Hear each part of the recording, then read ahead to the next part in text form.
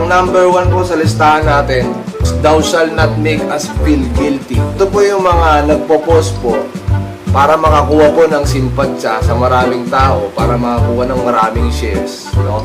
Ang ginagawa po nila, no, is share this if you hate cancer. Tangina, sino ba gusto magka-cancer, ha? Gusto mo ba? Ha? So wala naman pong matinong tao siguro ang gusto magka-cancer na para ipashare mo pa sa amin yan if you hate cancer, no? Wala pong may love sa cancer, no? Lahat po na nagka-cancer, hate po yan.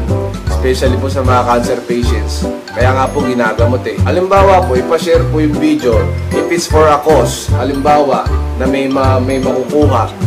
Okay lang yon, no? Halimbawa, ipashare mo to. Every one share, $1 daw, di ba? Na merong sponsor, na halimbawa. Eh yun po, okay po yun mga kaibigan, no? Pero yung ipashare mo, share this